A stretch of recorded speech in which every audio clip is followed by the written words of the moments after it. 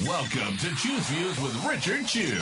Get ready to dive into a world of insightful conversations and thought-provoking discussions. As progressives, our job is to have an all-inclusive, full-on assault with all of our players. A show that will focus on moving our political, social, economic, gender, and cultural conversation forward. And all of our players means all of our players. It's Choose Views. And now, here's your host, Richard Chew. Good Wednesday morning, progressives. And yes, welcome to the April 2nd, 2025 edition of Choose Views, 773-763-9278, Facebook Live, TuneIn Radio, YouTube, iHeart, and of course, email me at richard@wcpt820.com. Catch me on Substack. Catch all of our shows, of course, by subscribing to WCPT Podcast on Apple Podcast or Spotify. There you can get Choose Views, short versions and long versions. Joan Esposito, live, local, and progressive. Driving it home with Patty Vasquez, The Big Picture with Edwin Eisendrath, Out Chicago, and our other shows and interviews.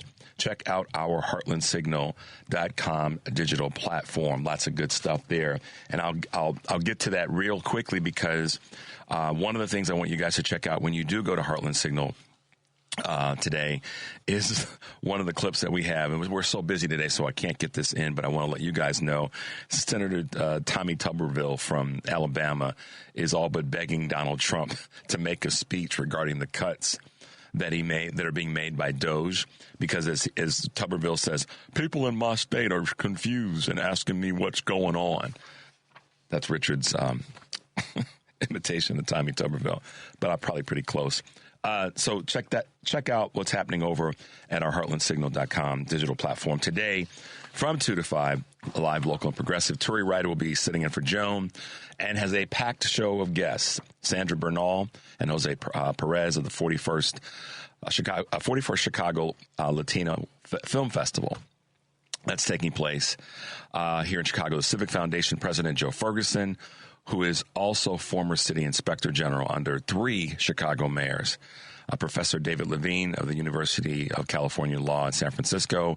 Carpet guy Tom Appel, corporate governance expert Nell Minow, and E. Fenneman, exhibitions director at the Chicago Architecture Center. I had to say that slowly because I almost said the other place, Chicago Art Institute.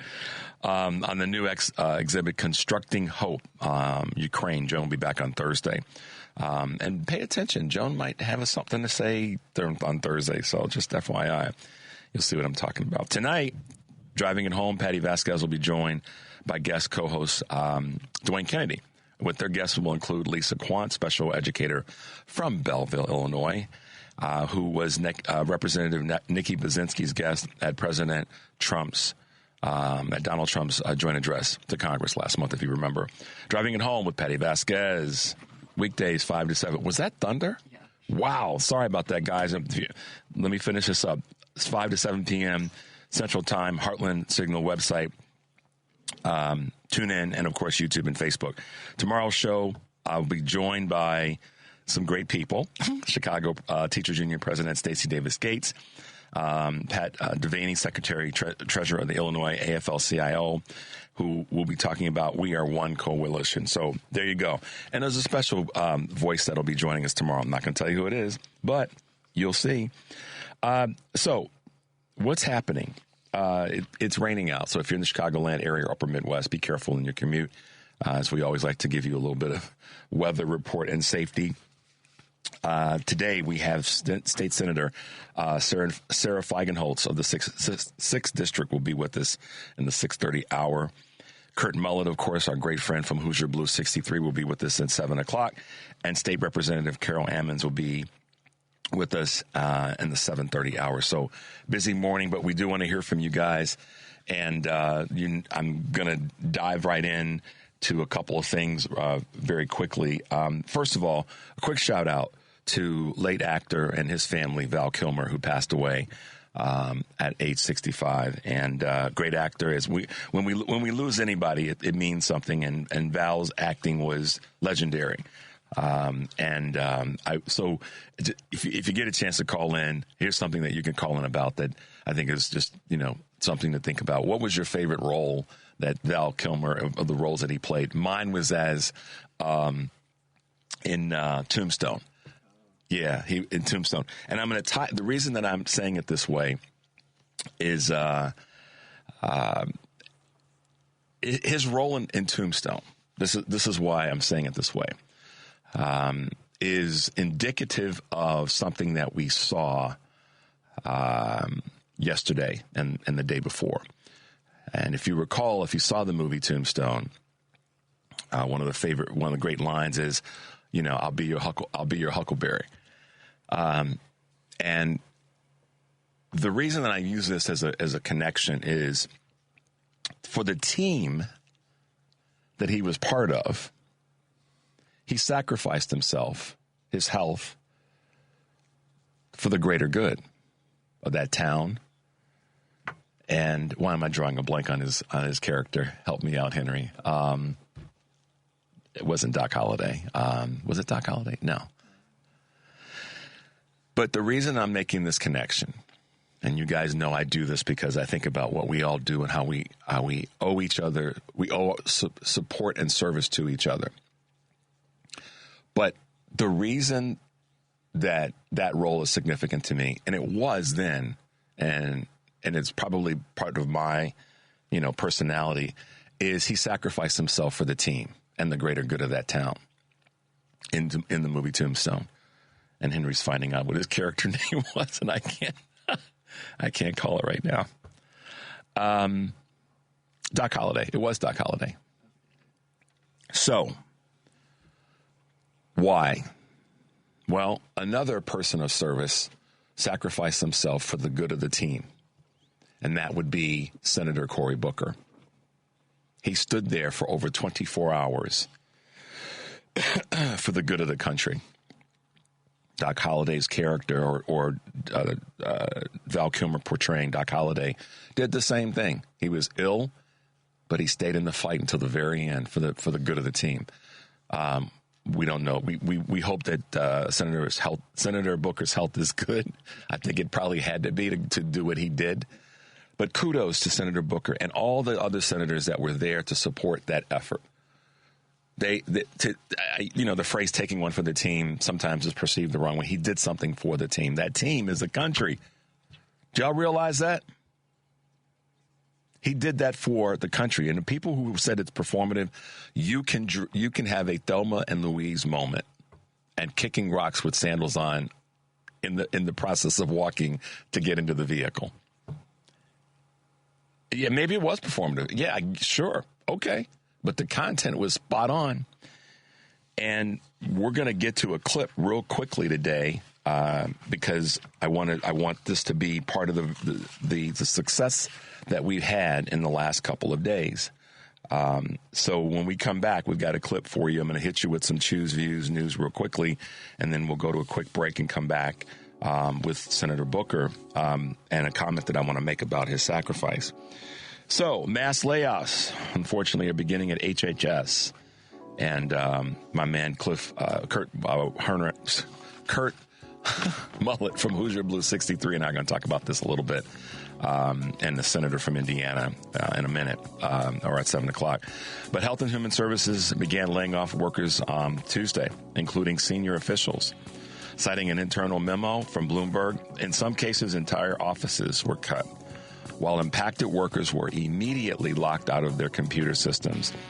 The dismissals are part of the department head Secretary Robert F. Kennedy Jr.'s sweeping restructuring of the agency, which includes eliminating 10,000 positions and closing half of HHS's regional offices. When combined with the voluntary departures, layoffs at the agency are expected to reduce its workforce from 82,000 to 62,000. Those are 20,000 people that have monies, that earn income, and where those dollars are circulated through the communities that you probably live in. So, job openings continue to slow. The U.S. labor market shows signs of coming to a standstill in February as the administration started to shed workers and companies paused hiring amid looming tariffs.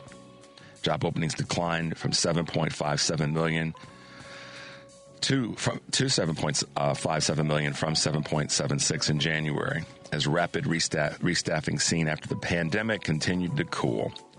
While total layoffs remained at pre-COVID levels, federal job cuts jumped the most since 2010. I hate to bring what's not positive news, but European travel to the United States is also taking a hit. Travel to the United States from Europe is seeking amid news of border detentions and other bad buzz, according to the hotel group Accor. French company, which owns dozens of brands, including the Plaza in New York, said that, and you know what, they didn't bankrupt that one, or they didn't make it worse than it was like the president did when he owned it, said that while bookings have fallen 18 to 20% so far this year, they're expected to drop as much as 25% this summer. That's going to hurt local economies, y'all. But no, had to vote for the dude who said all these things that too many of you all, I'm not giving you the excuse if you didn't know anymore. All right, Tesla shares are taking a beating. We've heard this conversation the last 2 weeks. Tesla shares fell 36%. That's over a third in the first 3 months of this year amid slumping domestic and European sales, protests and concerns about Elon Musk and the way in which he's run the company, but more importantly, his role as a leader of the Department of Government Efficiency. For his part, Musk has described the role as costing him a lot due to Tesla's shrinking share price. Well, that's your fault. All right, a couple more guys. TikTok users hopeful as this ban is still looming for the second time this year. TikTok is facing a potential U.S. ban unless Chinese-owned app, the Chinese-owned app divests its American operations. In spite of the April 5th deadline, Donald Trump says he's pretty certain a deal will be reached, and creators on the social media platform are cautiously optimistic that the app will remain operational in the United States. So there you go. A couple of quick Choose Views news items this morning. We got a busy show, so I want to stay on point and not get too off point this morning. When we come back, we're going to have we have a clip from our wonderful Senator Cory Booker, 773-763-9278. This is Choose Views, and we'll be right back.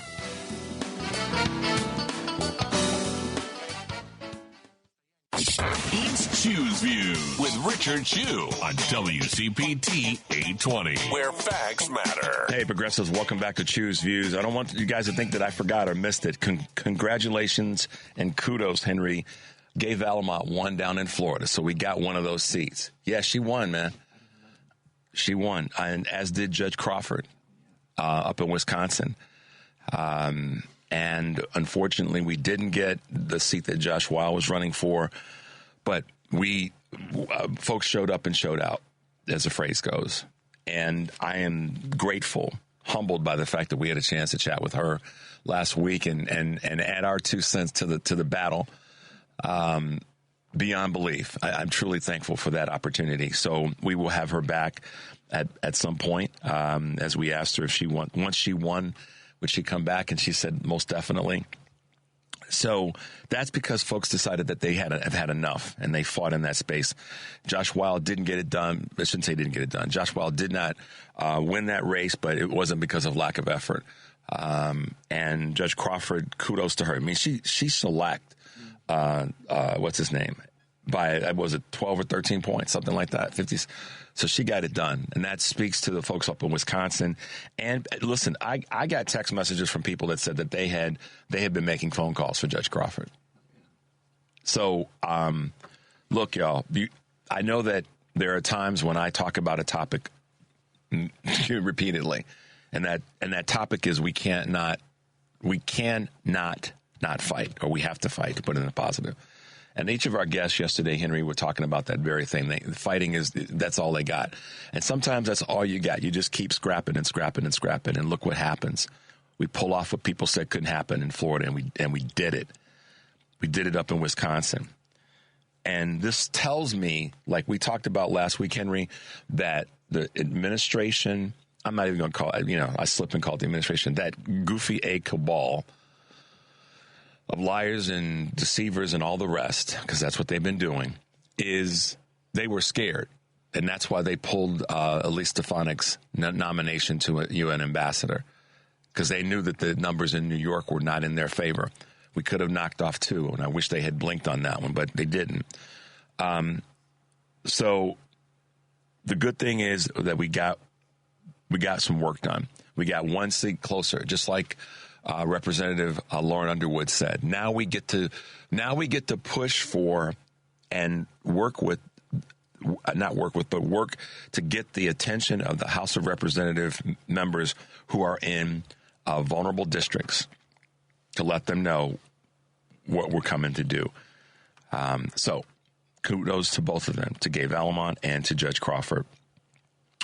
But I referenced a clip of Senator Booker doing what he needed to do for the team, and the team is the United States of America, along with his co-senators, colleagues, true colleagues, not co-workers, that were there to support him. Senator Murphy, Senator Mazie Hirono from Hawaii. I'm drawing a blank on others, but the fact that they were there in support of him is critically important. So let's hit this clip real quickly, Henry. Tonight, I rise with the intention of getting in some good trouble. I rise with the intention of disrupting the normal business of the United States Senate for as long as I am physically able. I rise tonight because I believe sincerely that our country is in crisis. Republicans as well as Democrats are talking to me about what they feel is a sense of dread about a growing crisis, or what they point to about what is going wrong, that bedrock commitments in our country that both sides rely on, that people from all backgrounds rely on, those bedrock commitments are being broken. Unnecessary hardships are being borne by Americans of all backgrounds. And institutions which are special in America, which are precious, which are unique in our country, are being recklessly, and I would say even unconstitutionally affected, attacked, and even shattered. In just 71 days, the President of the United States has inflicted so much harm on Americans' safety, financial stability, the core foundations of our democracy, and even our aspirations as a people for, from our highest offices, a sense of common decency. These are not normal times in America. And they should not be treated as such. Yeah, and Senator Booker's right. These are not normal times in America, and they can't be treated as such. My bad, guys. I'm looking at my notes. Gabe Alamont did not win that election in Florida. I apologize profusely. Major cleanup on Aisle 7. I read that wrong. I thought for sure she had. So my apologies. Correction quickly on that. Judge Crawford did win. Gabe Alamont did not win. I thought she had. My numbers were wrong. My apologies, guys. I had to correct that. I was looking at some of my texts and like, wait a minute. So apologies there. Let me pull back from that. That was a mistake on my part, and I will say it right now rather than let that go further. I thought that she had won in Florida. So, okay. All right. So to that point, regarding the closeness of the race, which is where when I saw my numbers, I thought that she had pulled it off late last night. So I apologize for that. But to that end, guys, the point I wanted to make about Senator Booker and the connection to this whole conversation around doing it for the team, or not taking it for the team, but doing it for the team, is that that's the work that we have to do. We have to put in the time and make sure that when we put in the time, that we do it for, not to sacrifice. I mean, I'm wrong in saying sacrifice, but that we do it in a way that says that we care about the country and that we're willing to fight for the country, and we're willing to do what it takes for the country to win. And to take back the space. And a number of, I listened to a lot of what Senator Booker had to say. I didn't watch the entire filibuster, but I watched a lot of it. Some of it live, some of it, some of the clips that are out there. And the point I want to make about it is when I said earlier about some say it was performative, some of it had to be. And what I mean, performative is not bad. Performative is getting people's, if it means getting people's attention, then that's what you do. And so some of what he did had to be performative. It had to be full of energy. It had to be in a way so that he could get people's attention. And a good example is when we talk about what's happening with Doge and how they're not proving or showing that there's really anything that's happening with that effort, how they're not really getting anything done that's constructive for the country. And I think that the election in Wisconsin proves that the money doesn't always have to be the thing that causes that wins, because Judge Crawford's election was clearly won. And I did look at the numbers correctly. So but the numbers were clearly ones that show that she was able to win, even though Musk came into Wisconsin with a bucket of money for people. And that shows that the fight is critically important. Coming back to what I was saying just said a moment ago about Doge and what they're not doing, and that actually Senator Booker talked about this. There's a clip from Representative Melanie Stansbury that talks about what they really are after and what's really happening. And I want you guys to hear yet another Representative Stansbury for the win. My understanding that he replaced the communications contract for the FAA with his own Starlink program. Is that correct? That is correct. And it's also my understanding that Mr. Elon Musk, who has also infiltrated NOAA, which is the agency that does our weather service and tells the Americans and the world that, what's going to happen with the weather, that there's also indications inside the agency that he would like to have SpaceX become the primary contractor for the satellite systems for NOAA. Is that correct? That is correct. And we've also heard that Mr. Elon Musk, who the DOD secretary almost gave access to secret war plans for China last week, is also angling to get billions of dollars in new contracts under the Department of Defense. Is that correct? That is correct. So I don't know about all of you guys, but this sure looks like a scam to me. I mean, right, they're calling it waste, fraud, and abuse, but really what we see is a special government employee who's a private businessman. He's the wealthiest man in the world, and he is literally infiltrating these federal agencies that he has a personal financial interest in. He's cutting the programs, he's eliminating staff, and then he is essentially positioning himself to put into place private contracts. Yeah, so that's one of the things that Senator Booker spoke to.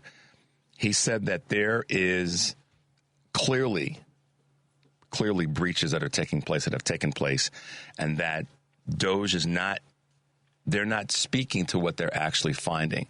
And that's what a lot of the town halls are saying now, is that if this group is so effective, then what is it that they're doing? Show us the evidence. And to further that conversation, as we've talked with other guests in the last couple of weeks, how is that impacting folks on a local level? How is that impacting states? And this is one of the things in the performative 24-plus hours items that Senator Booker did cover, and covered it very, very well.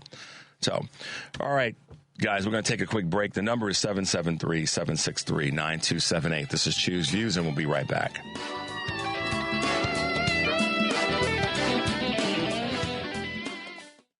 It's Choose Views with Richard Chu on WCPT 820, Chicago's Progressive Talk. Hey, Progressive, welcome back to Choose Views, 773-763-9278.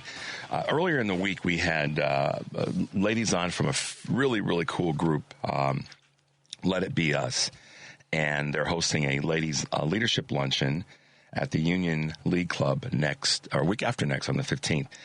And in that conversation, this really great name came up from one of our state senators who's been a fighter from the 6th District, and that would be none other than State Senator Sarah Feigenholtz. Good morning, Sarah. How are you this morning? Or I should say, Miss Sarah. How you doing this morning? I am doing great. It was a good day yesterday, Richard. Yes, it was. I kind of stepped on the. My numbers were off in terms of Gay Valamont down in Florida, but we fought those two races in Florida. We did a really doggone good job in, and certainly Judge Crawford up in Wisconsin was a big win. That was huge. Let folks know a little bit about you and your district, but then I know there's other things that we want to talk about, but this is an important one as well. So, Senator Feigenholz, tell our listeners all over the country a little bit about your background and your ascent to being one of the leading state senators here in Illinois. That is really sweet, Richard. So I've been in the legislature for a long time. Try not to use too many numbers, but when you circle back to Let It Be Us, well, first of all, I represent the most spirited, amazing Senate district in the state of Illinois. I have Lakeview, I have Boys Town, I have the world champion Chicago Cubs, Lincoln Park Zoo, Ravenswood North Center, the John Hancock Building, Michigan Avenue. It's really a spectacular destination district, and it's a very progressive district. You know, my district elected Harold Washington mayor. Yeah, it did. And let's not forget the lakefront is always what delivers the final vote. So, and of course, I have Lincoln Park, which is, you know, the jewel of Chicago that runs along a long strip in Chicago's lakefront and is about to be enjoyed for hopefully a glorious summer. Yep.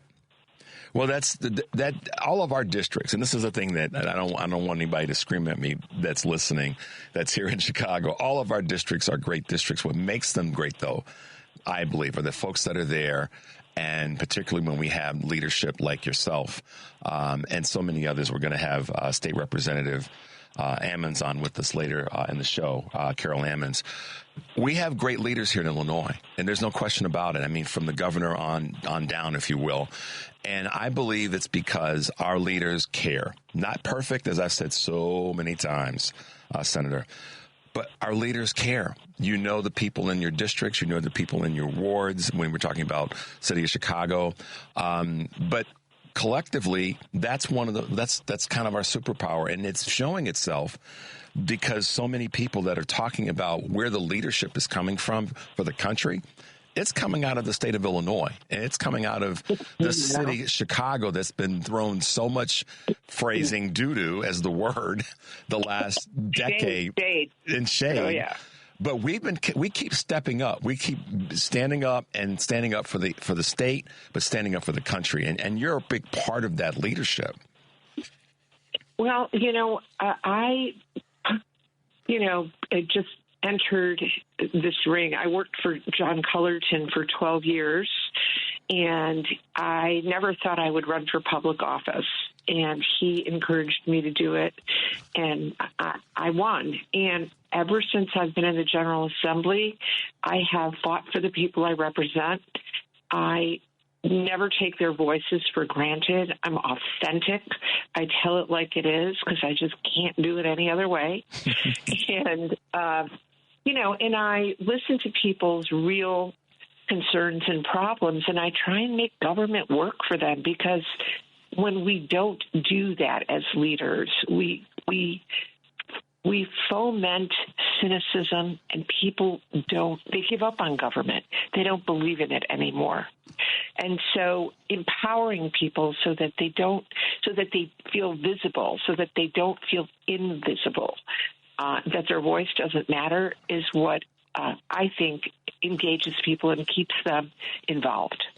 One of the recent things that you've really been leaning into is something that, and we'll talk about Let It Be Us in a moment, but I want to chat a little bit about some of your current concerns and efforts when it comes to safety.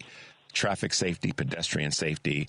I drive a lot, and I don't walk as much as other people or take public transportation as much as other people. But one of the things that I'm always mindful of as a person driving is if I see people that are not paying attention, they're on their phones at an intersection. It's sort of like my the signals that go off in my brain. If I see people that's standing at an intersection, I want them to step back from the curb. Don't stand right at the edge of the curb. Stand a couple feet back. And if you're on your phone when you get to an intersection, please put your phone down and pay attention. But I'm not a senator in the state of Illinois, but this is something that you've taken on as a really important effort for you as well, right? This is sort of a city thing. And I know that we govern a lot in the state of Illinois, but this is very district-centric. As you know, my district is vertical and dense, densely populated. People flock to the lake. And I was called by a gentleman who lives in the Gold Coast about the traffic accidents that occur along Lakeshore Drive. And I'd never really focused on the volume. And it came to my attention after visiting a few buildings and seeing some videos that residents were taking from their windows that were horrendous, where cars would collide and crash and end up flipping over and into fireballs. And then I went on the City of Chicago's crash website and crunched some numbers, and I worked with a couple of data people, and it came to my attention that there have been 16,000 crashes on Lakeshore Drive between 2019 and through 2024. 16,000. Wow. Correct. Think about that. 16,000? That's an astonishing number. So in that report or in that finding, Lakeshore Drive goes from 5,200 north, basically, well, actually 5,600 north, all the way to, technically to 69th Street south. Right. So that I'm sure that report was all inclusive of all of Lakeshore Drive. Is that the biggest venue or roadway in Chicago for the numbers of accidents, or were you able to find that information out? Are you comparing it to like the Dan and the Eisner? Yeah, any of the other, because I know that those are run differently, but in terms of a city roadway. I am still drilling into this data on Lakeshore Drive. Wow. Because first of all, my colleague to the south of me, I don't know if you know Senator Robert Peters. Mm-hmm. Yes. His district sort of abuts mine at. I have the John Hancock building, and his district begins at the water tower, and it goes south. Right. All the way south. His district has more crashes than mine. Wow. So think about Lakeshore Drive south of Soldier Field. It's like a drag strip. Yeah. Right? It is. It definitely is. So I'm sitting here still trying to parse through data just on the drive, the why, you got to find the why, and drilling into the data and trying to figure out where the solutions might be to, not be punitive and send out tickets, because people are speeding, just because people are speeding. I don't think that changes behavior. Yeah. And what I'm trying to do is look at technology, because I don't see law enforcement all of a sudden being on Lakeshore Drive with speed, and stopping people, because that's not going to happen. We don't have enough law enforcement in Chicago, as you know, and they have better things to do with their time. At least in my district, they do. Mm-hmm. So, and technology is sort of the new wave of so many of the answers to what law enforcement is working on with LPRs and license plate readers and pods. And there's technology that I've researched that is much less punitive, that instead of just a got you photo of speeding and sending a ticket, they send out a warning first, and it follows the car. It's not just a single lane tool. And they've used it in Europe. And when they send out a warning, 80% of the recipients of those warnings do not reoffend. Huh. So it's behavior modification. Now, so what my bill is doing, because I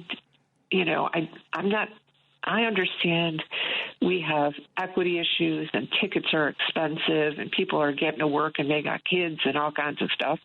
I'm not doing that. I want to change behavior, and I'm having the University of Illinois Urban Transportation in Chicago do a study on these cameras to see what their efficacy would be in this very complicated problem on Lakeshore Drive. Yeah, that's one of the things that popped into my mind, Senator, is behavior modification and how we actually implement that, and then, for lack of better words, track it. I almost said enforce it, but track it in a way that we know it's effective. And I guess the end result is if the number of accidents go down as a result of this. What are some of your concerns about pedestrian? I know that you were talking about accidents on Lakeshore Drive, and the city has invested a lot of money in changing some of the sidewalks and the corners in different parts of the city, all over the city. But what do you know about that as it relates to pedestrian safety? Is there any data that you've come across? I know I've looked at some things in that space that represent that pedestrian, that there's an improvement in pedestrian safety as a result of those sort of layout changes of the corners and of the sidewalks. Yes, that is a really good question, because in my neck of the woods up north, I've got 40% of my district are without automobiles. Okay. 40. Wow. So they depend on walking, cycling, electric bikes, other modes of transportation, and people don't have cars. We don't have space for cars. So they come up with incredible ideas that we should be modernizing our corners for safety purposes. Again, I am also beginning to look at some of the hot spots in the data where there have been tragic accidents, mind you, and where people have lost their lives. I actually witnessed one. And you only have to witness one. Yeah. Or come close, Senator, to witnessing. Yeah. Well, we have a law. Go ahead. I'm sorry. No, you go ahead. We have a law in Illinois that when a legislator sees a fatality, they can request a traffic study. And I actually worked with Alderman Matt Martin from the 47th Ward, because he was in the same space I was to witness this loss. And it was somebody who was at an event with us, crossing the street with his wife, and he got clipped by an automobile and ended his life. Only once, Richard. So we worked together. At the time, Gia Biaggi was the Chicago Department of Transportation's director. She is now at IDOT. She took over for Secretary Osmond, and she is a Vision Zero thinker. And I'm delighted that she's there, because she's very concerned about safety. And, we actually did some groundbreaking work on that fatality that I was describing earlier, because we put IDOT and CDOT in the same room with the report that we were able to get based on state law. We could request a traffic study. We got the traffic study. We assembled a meeting, and we insisted that CDOT and IDOT get into the same room with us to problem solve. And lo and behold, we didn't. And, we had to change a few laws about trucks turning on side streets in order to put up these calming islands that you step on in the middle of the street while traffic is moving back and forth. Right. And we were able to solve a problem. And all we really had to do was encourage communication between two very large agencies and give a little bit of power back to the city based on experience and unwind a lot of red tape. And that's what I love doing. I don't take no for an answer. I don't know. I know is never no is what I teach people, my staff. No is never no. Yeah. And no means keep pushing, not in a state, but in a time like this when we have so much changing on a federal level and so many things happening when it comes to dollars that are appropriated to different states, particularly a big state like Illinois and a big city and metropolitan like Chicago, we know that funding issues are always going to have impact on us because of what you said, the vertical and the density component. I'm curious how you feel about I guess I'll put it this way so I'm not sounding like I'm pointing fingers, but as it relates to safety, what is a pedestrian and or person on a bike's role or responsibility in this conversation? And that's my way of asking a question that's to make us all responsible. But I'm curious, what are some of the data points that you might be getting, or some of the conversations that you may have entered in when we talk about what pedestrians can do to be safer, or that bikers can do to be safer? Well, we have to give cyclists tools to be safe. And that would mean more bike lanes, protected bike lanes. And I think that, the city, when I'm on my bike, I have a moped and I have a bicycle.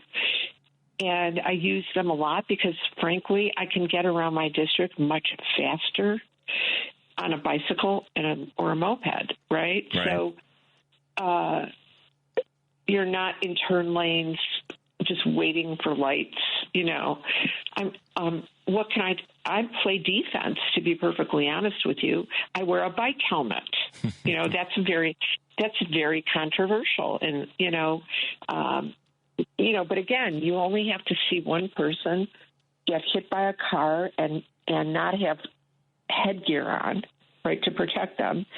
And, my mother was a physician, so I spent a lot of time getting lectures or being dragged into the emergency room or I'm doing rounds with her where she would say to me, "You see that kid? That kid was not wearing a helmet." Yeah. Oh, we got to see it once. The early versions of Scared Straight from the family member that says you that this is what happens if you. And I agree with you in terms of giving cyclists more tools. And I think that the lanes, the bike lanes are critically important. I think what happens is a lot of people are concerned sometimes that the cyclists don't use them appropriately. And again, I don't want to sound like I'm pointing fingers because I'm a big rider of my bike once the weather breaks. So kudos to you for having a moped. But I think that that's one of the challenges is that giving bikers tools, but also recognizing, I think we have to speak more to helping bikers and pedestrians understand that you do have to look out because of that 3,000-pound bullet isn't going to stop as quickly as you might want it to when you cut between cars or when you decide that you're going to try to jump the light as a pedestrian. I think that's part of this conversation. It has to be. And I mean, to serve the community from all facets, we want to make sure that drivers do their part and that they don't speed or they turn when they're supposed to and they slow down more effectively. But I think also part of the conversation has to be we've got to inform bikers and pedestrians to be more mindful of where they are because it's too... And mindful of each other. And mindful of it. Exactly. Because I know you've seen this too because you ride a lot. I've seen bikers who sometimes don't respect other bikers. And you know what I'm talking about because you ride your bike a lot. You know who you need on your show is Senator Mike Simmons. He is he's card-verse. That's a really good way. Like, he's my neighboring senator, and it's hilarious to hear him talk about, oh, you don't want to see me behind the wheel of a car. Like, he gets very, very nervous about high speeds, and he has really done yeoman's work on transportation when it comes to bikes. But I think one of the things that needs to happen is we need to talk to the Secretary of State, because we need to start to meld safety and cyclists into the rules of the road. Sort of like a, you know, I don't, so that there's respect and awareness of non-motorized vehicle transportation around them. Right. I'm not sure that any of the rules for bikers or motorists are sufficient that integrate each other. You know what I'm saying? Yeah, I do. And right now our transportation systems are about faster moving traffic. You need to look through a lens of safety as well. Yeah. So that's what I'm hoping that, you know, the universe begins to do that. I know Europe is doing it. The UK is doing it. And we need to get on it. Yeah, I would agree, and that's the ability for us to be open-minded to what is working in other areas sometimes is one of our shortcomings. And I think that as leaders and as folks that speak to things like this, we have to be willing to look at what others are doing to at least get some ideas. As we wrap up, Senator, and I look forward to having you back in the future, you've got a really wonderful event that's coming up. We spoke with Casey Coles and Dr. Susan McConnell on Monday about Let It Be Us and the upcoming Ladies Leadership Luncheon on the 15th. But take a moment and talk a little bit about your involvement with Let It Be Us and the work that they're doing. Well, I was adopted. I don't know if you're aware of that. Yep, I do. You know, and I have been working. I established the first adoption and child welfare committee in the state house when I was in the House, and we did some groundbreaking work. We really did. My pride is I opened adoption records for adult adoptees in the state of Illinois. We were the largest state to have done it, and I think we really tipped the balance nationally. Over 20,000 adoptees in Illinois have gotten their original birth certificates, and it has opened their world up, and they finally have their truth. And I've written a lot of laws to make sure that we try and keep families together, that we respect some of the challenges that families have. And also, we should have the gold standard of adoption when we do place children with new families. So Let It Be Us is an organization that I became familiar with when I was chairing the adoption committee. And I'm very impressed with the work that they do. They just were awarded a contract from the state of Illinois, and they're going to do amazing work. And I congratulated Susan when I saw on LinkedIn that she had gotten this award, and that I knew she could do it because it's a pretty new organization, considering. Right. A very progressive organization. And I'm going to join them and say a few words at a luncheon to encourage people to continue to get involved, to encourage people to become foster parents and help a lot of kids who are in the system who have no opportunity to reconnect with their bio parents so that they can spend the rest of their lives in a loving home. I mean, talk about God's work. Yeah. So I'm a big believer. I ended up in an incredible situation with a story that would blow your mind. My mom delivered me from my birth mother. Wow. Yeah. Wow. Did you all hear that? And her mom delivered her from her birth mother.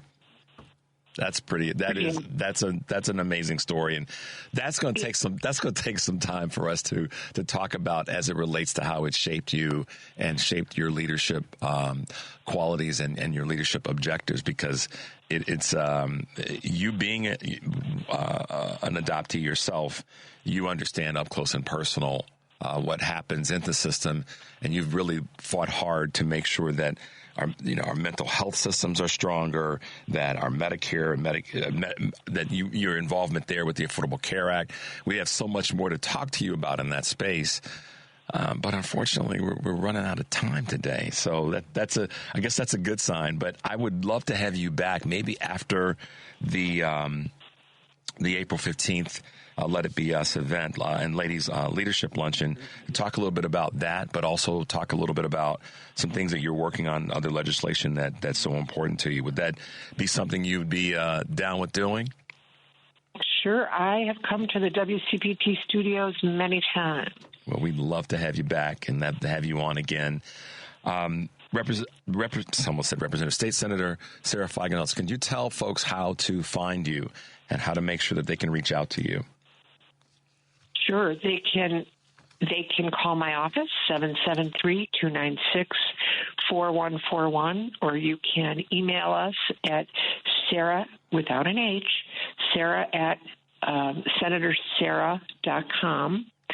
I have a great staff. I have two amazing women running my office, Samantha Beal and Shana Jaskulka, and some wonderful interns, Ben Rodriguez. And our office is on Sheffield, 3223 North Sheffield. Fantastic. Well, State Senator Sarah Feigenholtz, we appreciate you being with us this morning. We know you got a busy day, and we really appreciate you taking some time out to talk to our listeners who are big supporters of the work that you're doing. So thank you again for being with us. Thoroughly enjoyable, Richard. Thank you so much for thinking of me. Absolutely. Have a great day. We'll talk with you soon, okay? Okay, bye-bye. Bye-bye. Yeah, she's got her hands, and I wanted to talk a little bit more about the committees that she's on. And, she's just really one of those senators that's in the fight all the time. So thanks to Senator Feigenholtz for being with us this morning. Guys, we're going to take a little bit of a break. The number is 773-763-9278. This is Choose Views, and we'll be right back.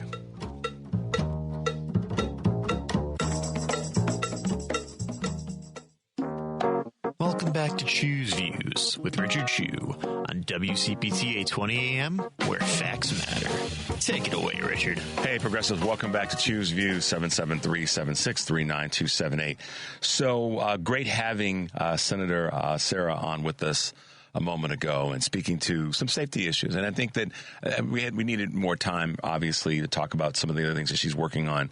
But when I come back to the safety issue and look at that in terms of a national conversation, I think that anywhere you go, that you'll find that there are some issues with motorists, bikers, and pedestrians anywhere in the country. And I'm going to say this, and I am going to be pointing fingers in this statement, but not to be a jerk about it. One of the causes, Henry, are these things called cell phones. It just is. I can go anywhere in this country, anywhere, any city, small, medium, or large, and we're on our phones. We're talking, we're texting, we're looking at, videos and what things. I mean, let's put it this way. I can't recall. Now, this doesn't mean it hasn't happened, so nobody get their undies in a bundle. 25, 30 years ago, people walking down the street reading a book. Or walking down the street reading a newspaper. I mean, okay, yeah, every now and again. And I don't remember people driving down the street reading a book, in their car reading a book or reading a newspaper. Okay, not saying it doesn't happen. So, again, we're not being anecdotal, so don't be anecdotal and saying, yeah, but Richard, I remember. I know that. I'm talking about it being a regular part of what we do, and unfortunately, it is impacting us and how we communicate, how we navigate, how we get around.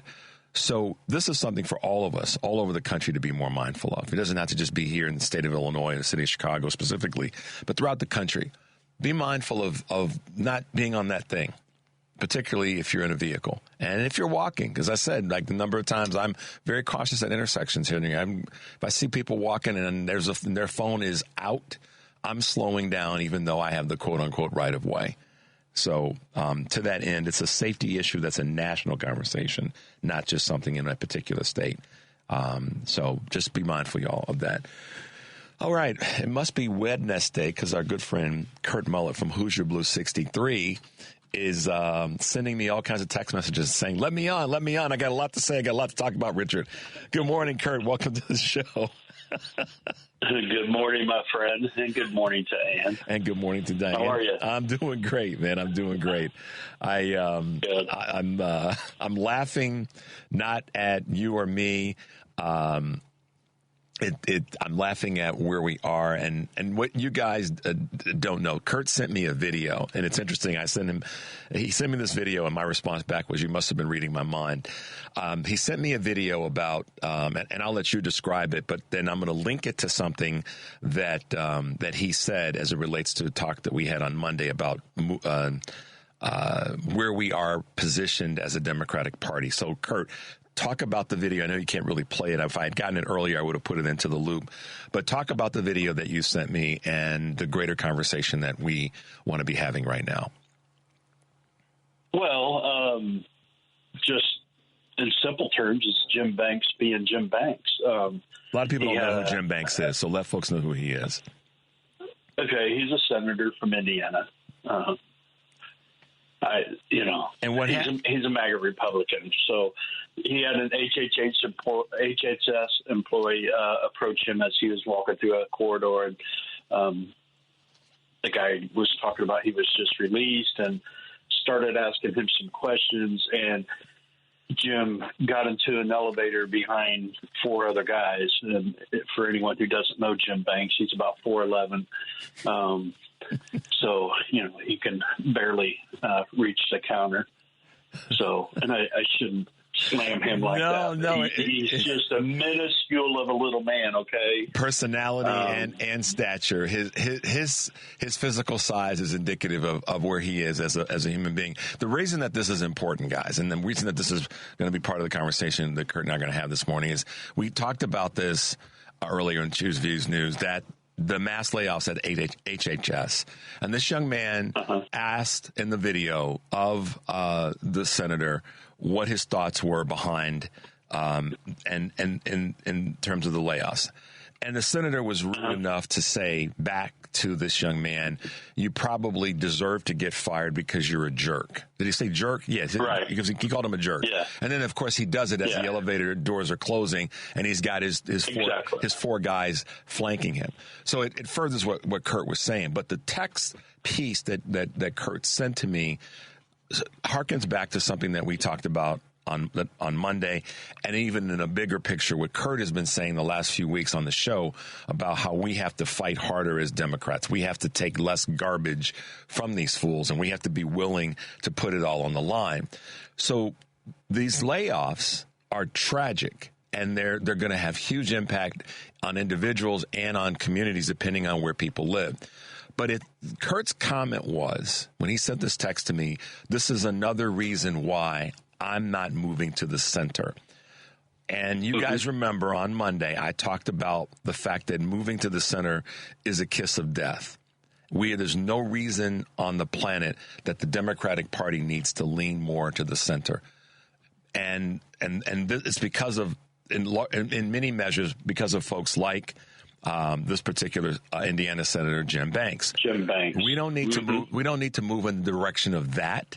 We need to move in the direction of what Senator Booker did, for 25 plus hours. We need to move in that kind of directional of fight rather than to call someone a jerk because they asked them a question about why this happened and how it's going to impact people.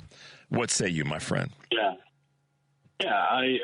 And applauds to Cory Booker. I've sometimes been questioned or have questioned about where he exactly stands and how far left he is. So I appreciate what he did. But this is just, to me, perfect example of why we have to stand ground and we have to somehow become unified in our fight and in our message. And that's one of the things that's discouraging to me right now is the brokenness of the Democratic Party and how splintered we are in the different directions that people are going. And, you and I have talked about this, it seems like endlessly, but it's something that is very important that we have to correct before we go go forward at all. I mean, we have to, and I just don't know how we go about doing that. These layoffs yesterday, or these firings, whatever people want to call them, they affected many agencies. And, one of the agencies was the CMS, which people may not understand what the CMS is, but it's a Center for Medicaid, Medicare Services. So when they tell you they're not coming for your Medicaid and Medicare, they are. They fired 200 people out of that agency yesterday. Okay? So, that may not seem like a big number to people, but you take 200 people out of the mix of processing or data collection or, whatever the case may be, that has a huge effect on how things are going to get taken care of and how quick the, claims or whatever the case may be, how quick the work is done. So it's, we have a part of what's happening in that. No, part of what happens. So if you guys don't understand the importance of CMS, the overseeing or an oversight or responsibility there is it reaches particularly into the nursing home community and nursing home oversight and nursing home support. And for those who, let's be honest, if we break this down based on a little bit of demographics, social demographics, there are a lot of people who are in nursing homes or nursing facilities or support systems facilities that they have family who are 1 or 2 degrees of separation from someone that's part of MAGA. And so to say that these cuts are not going to impact those people is foolishness, because we know that it's impacting everybody, irrespective of the who they voted for. The irony, though, right now is that the people who are frankly yelling the loudest from a consumer or voter standpoint happen to be people who are on the right, based on who's showing up at many of these town halls. So I think right now, to go back to your question about, what are we going to do to reduce some of the splintering? I think that what we really have to do is continue to expand the tent and expand it with the message that this is affecting all of us. I think that this is what I'm not saying the Democrats are missing this, because I don't want to keep necessarily harping on all of them are bad, all of them are not doing a good job, because I'd rather focus on those that are and to have that message be as part of what we do to go forward. There are those that are still, running with their parachute open and dragging our effort rather than running without it and going forward. But I think that part of the message, Kurt, is that this is affecting all of us. And this is what I think Senator Booker tried to lean into during his filibuster, is that this is impacting everybody. And for the Democrats to take that part of the message and recognize that it's affecting everybody, so take the message to everybody. It doesn't have to be complicated right now. This is what happened in the 2024 election. We know that that's there. We can't look back too much. I think we have to say right now, what's happening? Lives are being destroyed because of this administration. That's the message. It doesn't have to be any more complicated than that. And I hope that the Democratic leadership gets it, because that to me is the message. It plain and simple. I mean, do you think differently or have some flavor to add to that? No, I think we're both under the same umbrella. You might be standing on one side of it and me the other, but we're both standing in the middle. I think, our thoughts and and I think that's the way a lot of us Democrats are. We have the same thought process, and we're just not, focused. I don't know how to put it. To me, it just seems like we're not quite organized enough on what we're heading towards, and maybe we just need to give it a little bit of time. We're just now into the 3-month period, so maybe we just need to give us a little bit of time and let people realize, because I think this whole thing started out with all these supporters of Trump as they're going to own the libs. We're going to destroy the libs. And what they're finding out now is that, oh, wait a minute. Y'all are the ones that are going to get affected first, like you said, because most of the states that rely on a lot of these agencies that are being destroyed are red states, okay? So they're the ones that are actually going to be affected first. But also they are going to be affected. Yesterday there was firings at the CDC and the FDA along, with other agencies. We have a manufacturing facility, a processing plant over here in a county next to ours from Smithfield Foods, and they process chicken and pork, bacon. They make bacon over there. And people came to work yesterday and found out they were fired. Their kebabs weren't working. They couldn't gain access to the plant. Supervisors, data collectors, inspectors, these were the people that they let go. Those people who are in charge of overseeing the laborers to make sure that they're following the processes that, the government has set up to make sure our food is not tainted and it's being processed properly. These are the people that are being let go in these agencies around our country, not the ones that are actually doing the physical labor, because they need those people to make their money. It's the people who are making sure all of these, regulations are followed in order to give us safe food. And people don't understand. This administration is an authoritarian dictatorship, and you can tell just by what they're doing. They want to make us stupid. They want to take our money. They want to make us sick and take away our health care so we lose our lives. This is what they want to do. This is control. These are the things that are happening in our government right now, and people need to wake up. And, the things that they are doing, they're not red and blue. They're human things. Yeah. And we all are humans, and the color goes away. So until people understand, and I think it's slowly happening. So I guess myself, I just need to, at the beginning of the year, I made a resolution to try to be more in tune with my emotions. I'm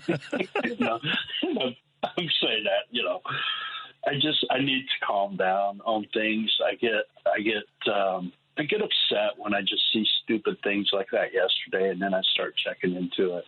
Yeah. And then I see Jim Banks, do what he did. And just one more thing on the Jim Banks video. If people remember the show Get Smart, yep. When he was standing in the elevator at the last opening of the scene, and that was the Jim Banks. Jim Banks, that elevator closed, and you see Jim right in the middle there until it closed.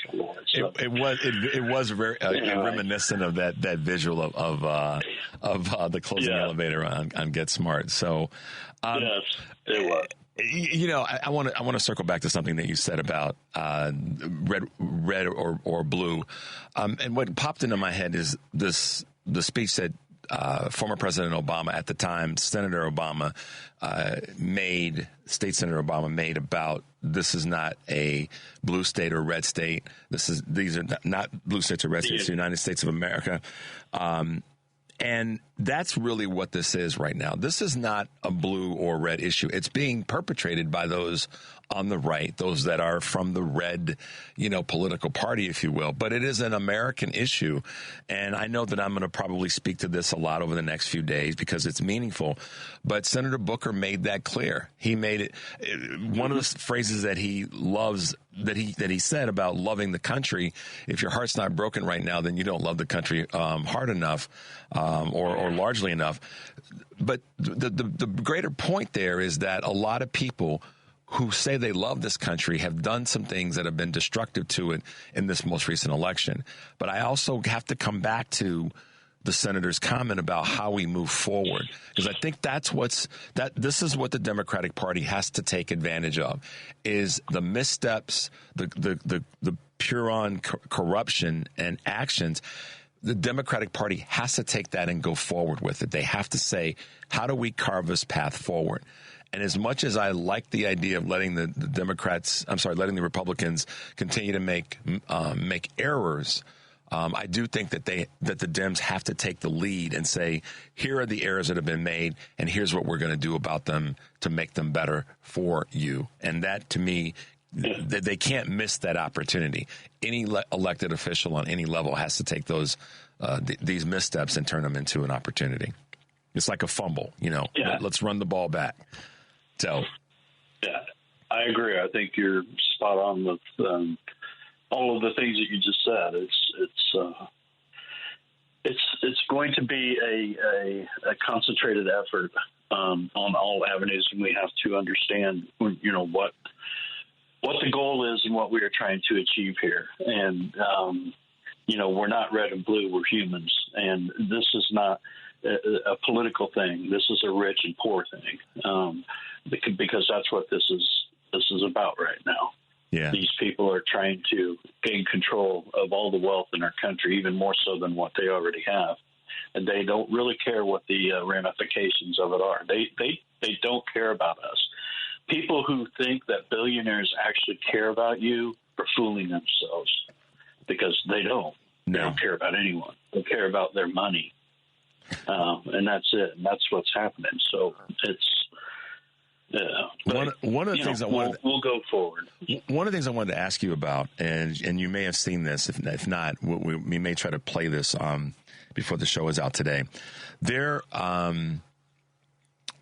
is a representative, Victoria Spartz, that's in a particular state that you might know a little bit about. That had a town hall, and in that town hall was talking about immigration. And the question came up about due process. I don't know if you saw what she had to say about due process, and we may get to that clip today. If not, we will try to get to it tomorrow. But she talked about due process, and that if someone is arrested, if they break the law, then they should not be afforded due process. And what I found very, very hypocritical of that, the statement from her, is that she doesn't this is a person that, had to go through some stuff to understand the Constitution, to become a citizen in the United States of America, and then is pulling up the ladder behind herself when it comes to understanding a part of the Constitution, which is due process. So, but again, the question will be, what will she, in the heat of the moment, she made a mistake, but it was also driven by her unwillingness to listen to her constituency. And so, but what I think was true, what she said is what she really believes, is that they don't deserve due process, which is not even part of the Constitution.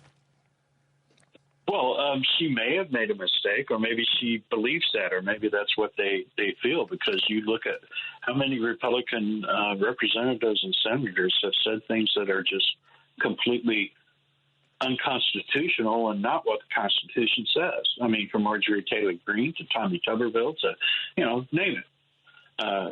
They all have done that. And, you've had some conversation on here about the laws being broken, and that, well, he can't, he can't do this because it's against the law, or that, his talk about running for a third term. What people need to understand, these people do not care about laws. They don't care about the Constitution. I mean, from day one, the executive orders where he started dismantling, you cannot do away with an agency or create an agency out of thin air without congressional approval. You have to go. So Article 1 has been smashed from the very beginning. And this is the fear that I have, is that how do we stop these people from all of the law that they're breaking? And it strikes me funny is that they're supposed to be the party of law and order, and yet this is the most corrupt administration that we have ever seen in our history, and it's been going on for 3 months. Yeah. So law doesn't matter to these people. And how do we stop that? How do we actually are we actually able to? We don't have control of anything right now. I mean, if again, I hate whatabouts, but what if Joe Biden had brought in an Elon Musk? What do you think would have happened? I mean, seriously. No, I know, and that's where I have the problem with the Democratic Party. It's like, what has to happen? Well, the thing is, to that point, he didn't, and that's why we recognize that the strength of the Democratic Party is to stay in line with what the laws and the guidelines are and the rule of law, particularly when it comes to the Constitution. And I think that right now we're showing that we're different in that space. And I think that that's the part that we have to take from this. But I still come back to not being blind and not having my head in the sand. The Dems have got to pick up on this dropped batons, several of them, by the Republican Party when it comes to these cuts and how it's impacting all Americans, not just those in red or blue states separately, but collectively all in. So, Kurt, you know what's happening. We're coming to the end of the segment, but yes. Thank you for sending that video. I will try to work it into the clips tomorrow if possible. But as always, man, appreciate to talk with you. Good to hear your voice. Glad you're well, and keep on cranking. We got to stay in this fight. You too, my friend. All right. And rest in peace, Val Kilmer. Yeah, I know. Absolutely. All right, yeah. Kurt, good to hear your voice, right, man. Thanks for being with us. And we'll talk next week. All right, bye now. Have a great day. You too. Bye-bye. There he goes, Kurt Mullet, Hoosier Blue 63. Check out his work on the socials. We're going to take a quick break. The number is 773-763-9278. This is Choose Views, and we'll be right back.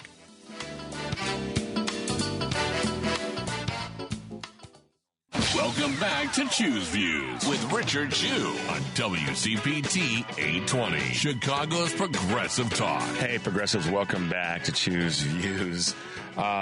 This morning has been a crazy morning, as always, and want to give a shout out to my man Kurt Mullet for being with us this morning. And follow him on the socials. Most definitely follow him on the socials. He posts some really, really amazing information, informative, and things that I think you guys can benefit from in terms of just kind of keeping track of what's happening. Excuse me. Earlier, we had State Senator Sarah Feigenholtz on with us this morning. Sarah without an H, S-A-R-A.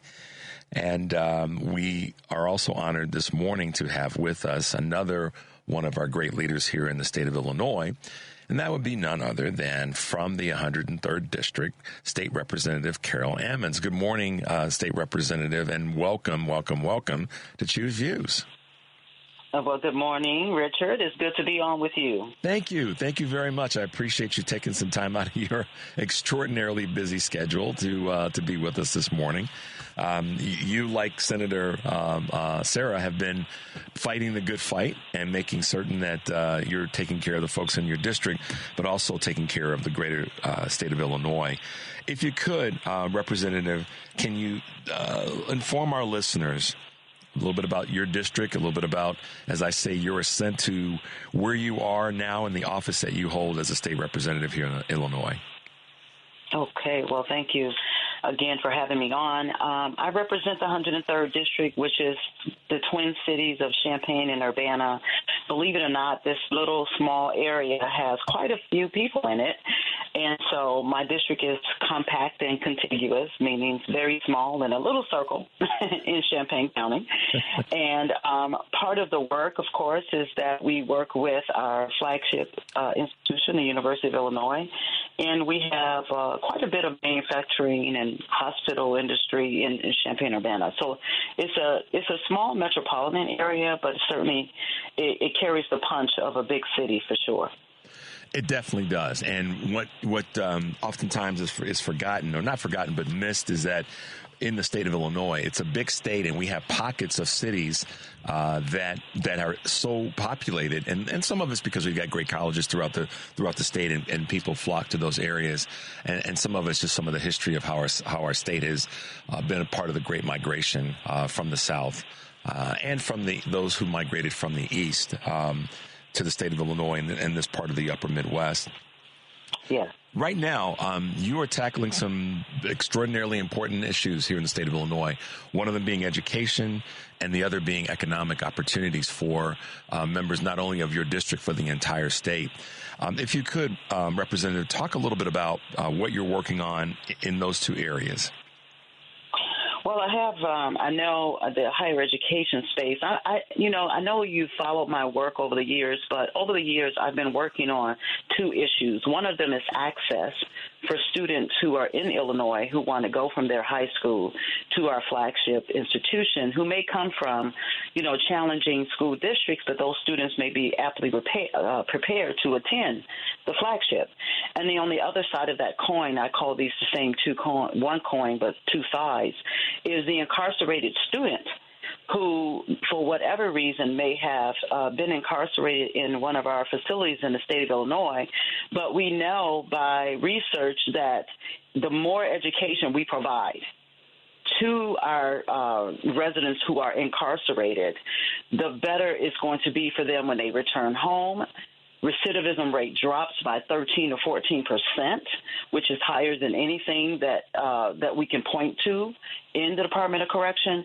And so on both sides of these issues, access on one for high school students who come from underrepresented communities and districts, and on the other side of the higher education question is making available to students who are incarcerated this very excellent tool to make sure that when they do return home, because we know 85% of them will, they come home with something that is valuable and can be used to get them into the economic life of Illinois. So that is the purpose of these two views that I have and hold around access to higher education. Well, and what's critically important about that, I think, is we as a society, we have to kind of get out of the only punishment mode. And how do we move our citizens forward? And I think that there's no question you've taken the lead in that space, is saying when something happens, when someone goes through something and they fix it, now let's move forward. And I think education and access to opportunity is one of those tools. But even before that, a lot of the challenges that young men and women have in different communities in the state of Illinois is the lack of access to opportunity. And we're not talking about giving things to people. We're just we want to be able to provide a roadway, a pathway to opportunities that would allow people to prosper. One of the things that I key on oftentimes, Representative, is not everybody needs to go to college. But if we can provide more opportunity for folks to have access to trade schools and trade skill opportunities, we'll have communities that are able to perform a little bit better. I mean, are you one that advocates that, or do you have a different thought in that space? No, I advocate. First of all, you mentioned at the top of the hour, as you described, my former colleague and certainly Senator Feigenholz, we worked on lots of issues together around this space. What is clear to me is that certainly African Americans who migrated from the South and the East to Illinois, they migrated here for economic opportunities that had been blocked on so many paths in their previous lives in the southern region of the United States. But when they got to Illinois, at one point, there was economic opportunity that my family ran into in East St. Louis, where we come from, and there was industry there. But by way of policy, we've also, over the years, decided that punishment is more important than economic opportunity and viability. And so we replace the opportunity for economic inclusion with barriers to entry in so many ways, which is why most of my work is centered around removing barriers that were put there, whether it's in the 60s, the 70s, or the tough on crime era, all of these things that have not produced what they thought they would produce by changing the society. And I'll give you a good example of that is the other bills that I'm working on, they're all economically faced bills, because after you have a criminal conviction in so many ways, then the society then puts up new barriers in front of you.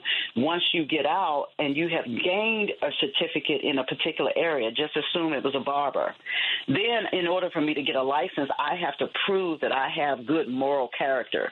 Now, the United States history is one that most of us could argue does not reflect good moral character, but yet we put these kind of standards, ambiguous terms, into laws to literally block certain people from being able to engage in those professions. And so I've been looking at licensing requirements in the state of Illinois to remove barriers in licensing as well.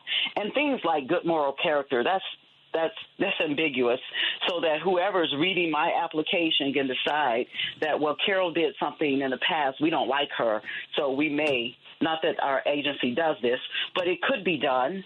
And in so many cases, we couldn't explain when we looked at the actual record, we couldn't explain why some people didn't get their license, except that maybe they didn't meet this good moral standard character. Which is so subjective. It's I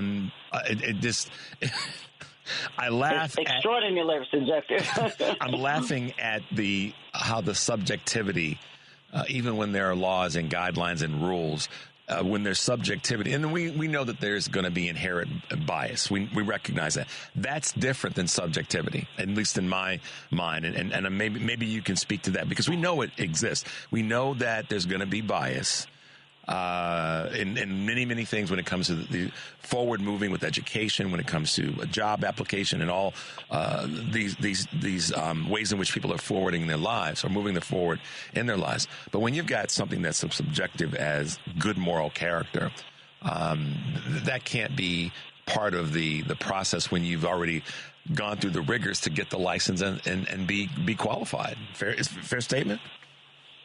I think it's a fair statement. On the flip side of that, right, we require all of these licenses for areas that I don't believe are necessary. And the other bill that I'm working on that I believe is important culturally as well as economically is to repeal what was put in place before I arrived to the General Assembly, but the requirement of hair braiding licensing.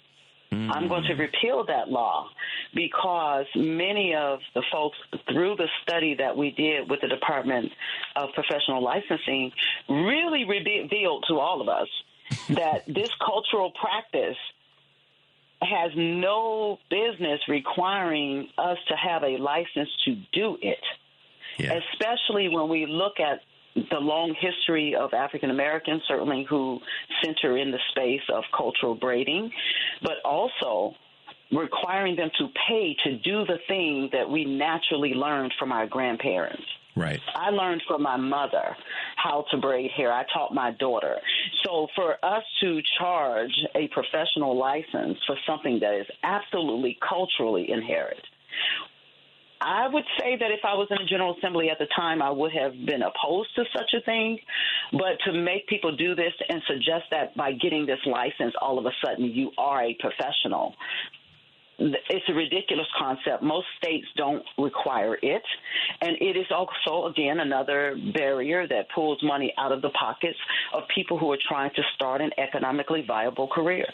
Yeah. And the care one can hold, there's no, definition, or not, definition is the wrong word, but would you say that just because someone has a license doesn't mean that they're a moral character, and just because someone has moral character that doesn't have a license doesn't mean they can't do the work? And that's the whole conversation around this braiding requirement.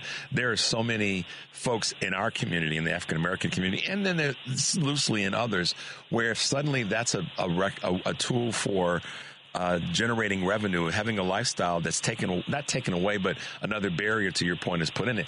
It just creates one more thing for people to not have to go through, shouldn't have to go through, so that they can live a prosperous life. It's insane. It's a waste of time. In most states, the art, first of all, it's an art and it's a cultural practice, but the art of hair braiding is completely free. It flourishes in those states completely free without the confines of licensing, because they also recognize in those states that this is a unique cultural heritage, period. And it has such a low risk.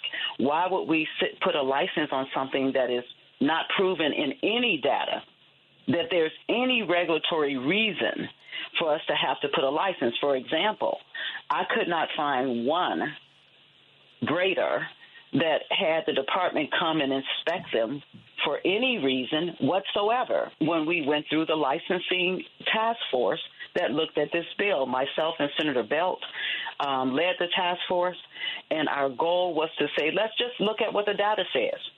Let's look at it. And what we pulled and what we found does not justify us putting, again, a good moral turpitude on a requirement of a license, or licensing hair braiding, which is a way that people can become economically viable on their own, right? So these are things that I believe are vestiges of a past period that are unnecessary. And in the case of our department recognized that these are unnecessary standards and agreed with us that we should remove them. Yeah, and you've been a huge fighter in that space. I want to slightly not pivot, but just talk about one of the other areas that's been near and dear to your heart. And you are, I'm not going to call you an environmentalist. That wouldn't be fair, because that's pigeonholing you. But you definitely understand and respect the importance of protecting our environment, and particularly when it comes to some of the legislation that needs to be adjusted or changed, and you've really leaned in hard in that space. Can you talk to us a little bit about what's important to you there, and some of the things that you're working on with this the aquifer? Yes. Well, I don't know if we talked about this, but I've been on WCPT a few times, and I had the pleasure of going up to Flint, Michigan, when the unfortunate poisoning of their water took place. And I got to go and talk to the mayor and the city and the community about the dangers and what happened in the Flint situation, which was never actually rectified, and nobody was actually held accountable. Fast forward, I passed several pieces of legislation that I thought with my community and our region that we were protecting our aquifer from the potential of any kind of toxic waste seeping into our waterway. Well, we've had a couple of incidents since that first bill, which was House Bill 902, to protect the aquifer. We got sole source designation, yet companies like ADM want to be able to capture CO2, which is carbon sequestration, capture it out of the smokestacks you see all over the state, right, and then put it in the pipelines and put those pipes down into the Muhammad Aquifer, where 800,000 people depend on this water. And we've already seen 2 leaks from ADM, wow, from People's Gas in the Muhammad Aquifer. So you come to me later and say, well, Representative, it's safe. It's safe for us to store and put these pipes through the aquifer. It's going to be a mile deep. It's going to be so far away from the watershed. It won't ever be okay. Now, you and I both know that environmentally, our country has not necessarily done the best in making sure that we not only hold those companies accountable when leaks and spills happen, but why don't we do something to prevent the next leak? And so we introduced a bill because they want to store CO2 in a way that we in our region object to, and we are looking for an all-out ban on CO2, which is House Bill 3614. That bill is very important to almost 1 million people in our region. And, yes, I respect our labor unions who, in most cases we're on the same side. In this case, we are not, because, of course, I understand they want to have the jobs. I get it. But the jobs at what expense is the question that our community is asking. And so we're not willing to risk any kind of storage of any kind of toxic waste product underneath our aquifer that all of these people depend on for clean drinking water. And that's a part of, when you said it a moment ago, that the country has not necessarily done the best job when it comes to some of our environmental protection concerns. Unfortunately, we've got a national administration that doesn't want to lean in, and if anything, wants to lean away from not only the environment here, but with their view of the Paris Accords and global issues. And it's unfortunate that we have so many people in the country that don't pay attention to, like I've said times before, Representative, if you and me and 5 other people are walking down the street, we're all breathing pretty much the same air. And so to not have a concern about the environment, and we all drop the ball. I know I do with certain things that I should be doing a better job of. But it's not my previous guest, Kurt Mullet, talked about this. It's not a red or a blue issue. It's an American issue. It's an American concern. And I appreciate you fighting hard in this space and not only trying to create the legislation, but also making sure that there's awareness. Because I think, do you think that that's part of the issue, is that there's not enough awareness collectively about what we have to do to protect our environment? Or do you think that there are other factors involved? Well, I think things today have driven us into our corners where everything is so partisan that may not have been as partisan before, that we could look at the science and say, okay, maybe we should make some different decisions. Unfortunately, in our current moment, everything is your corner, my corner. I want pipelines and everything I possibly can put them in. And over here, we don't want any pipelines at all.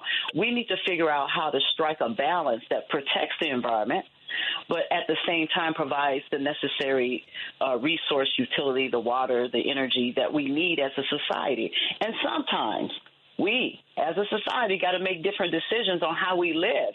We cannot continue to say that I'm going to have all of a new cell phone every single year.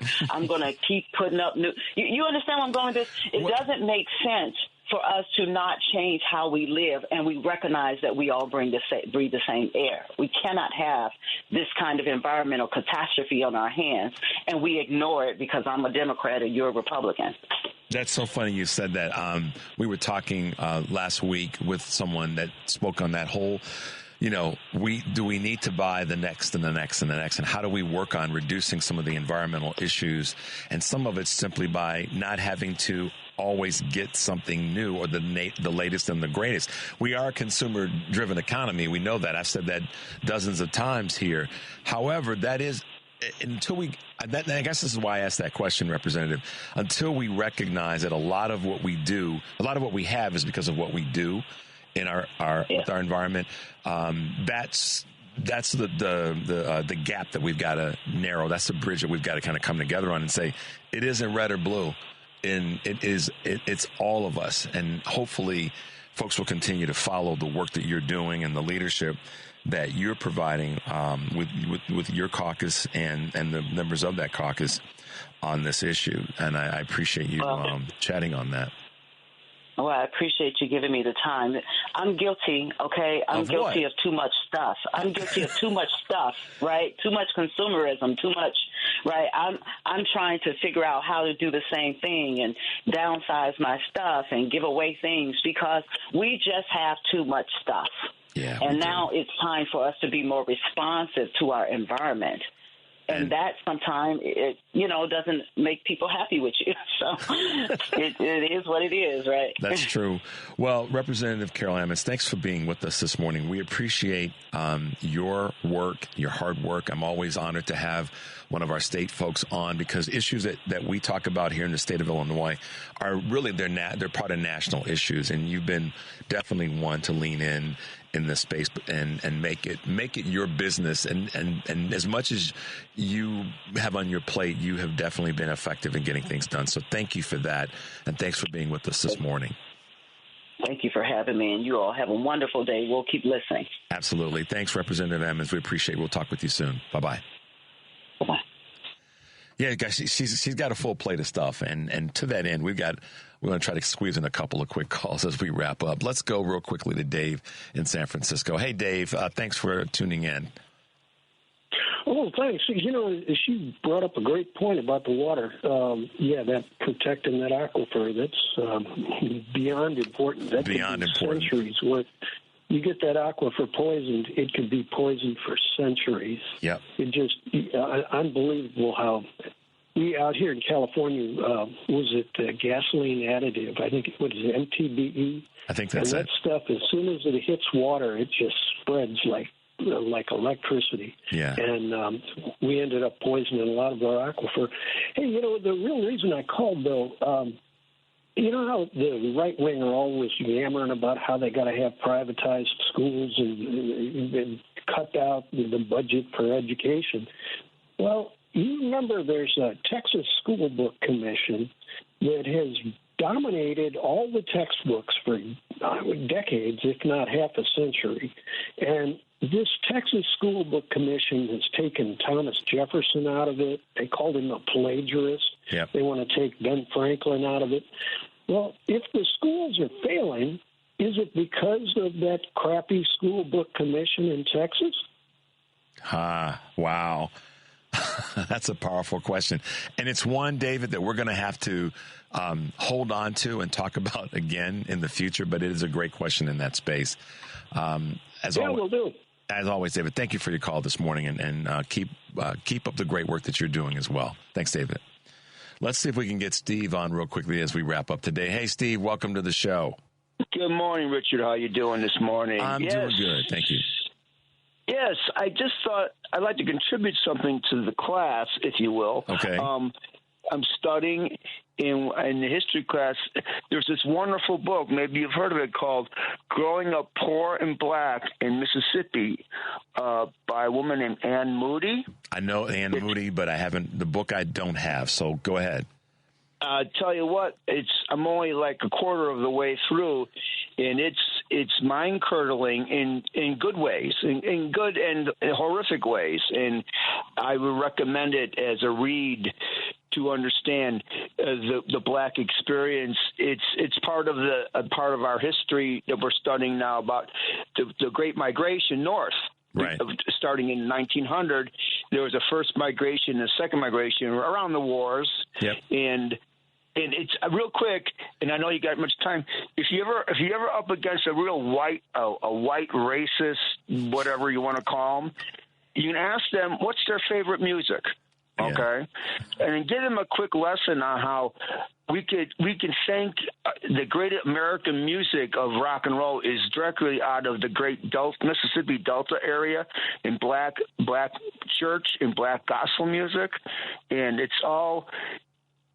We owe a great debt to black culture along the Mississippi down there towards New Orleans with the great blues and music that's all over the world. That's infected the whole world. In essence. No.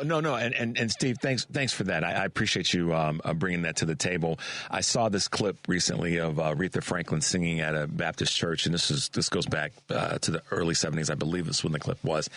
And in the back of the church was none other than Mick Jagger, standing up, clapping, and on the twos and fours. And so I was having a conversation with a friend of mine about that this weekend. But yeah, right on, man. We really appreciate you and your bit of information this morning. We got to let you go because we got to wrap up the show today. So sounds good, man. Talk to you soon. All right, guys. This is a quote from not me, but it's not a left or a right moment. It's a right or a wrong moment. That comes from who? Senator Cory Booker. So shout out to him for his great work and the ability for him to stand up and do what he did for the country. So kudos to you, Senator Cory Booker. All right, guys, thanks for being with us this morning. Crazy morning as always, but as we always try to say, take a deep breath and make your life count. We'll see you tomorrow.